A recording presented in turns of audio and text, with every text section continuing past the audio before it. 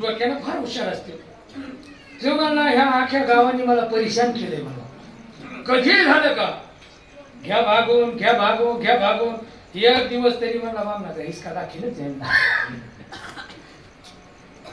बरेच दिवस एक जणाचं जमत नव्हतं. एक योगाने जुळालं. नवरदेव लग्नात मंडप मध्ये आणून उभा केला.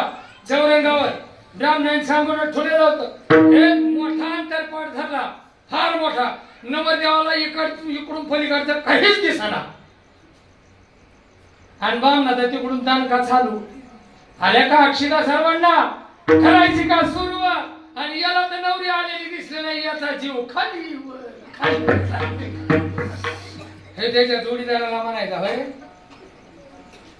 पलीकडून नवरी आली का. त्याला तर काही दिसना. पलीकडे जाऊन बरोबर किंवा अंतरपाठाची इकडून येऊन बघायचा, नाही आली राव.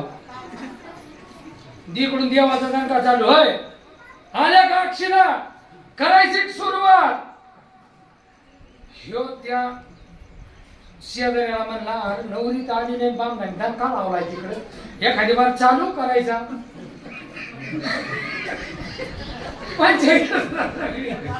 याला काय राह ना पलीकडे दिसाना आणि याला काय राह ना वरून दिसाना. भला मोठा अंतरपाठ झालेला.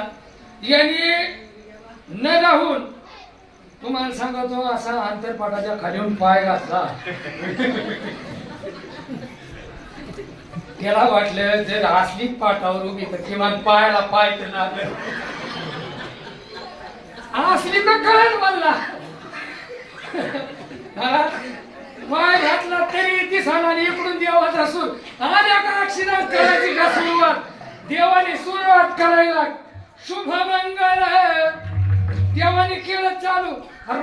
पळपळ म्हणला ती देवाने चालू केलं. पोटळा व्हायचा नवरीत नाही सुरू काय करता म्हणला. म्हणलं लागतं का हे पळत गेलं. हा देवा थांबा थांबा थांबा थांबा. काय झालं काय झालं काय नाही म्हणले. अहो नवरदेव उभा तुम्ही तर चालू केलं. पलीकडून नवरीचा पत्ता नाही. बामन म्हणतो घ्या ना वाघू.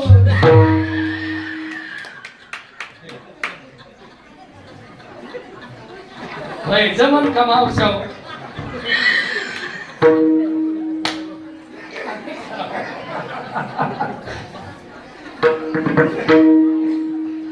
जमन अरे सगळं जमन पण हे कसं हे नाही जमन. नवरी काय करी हो.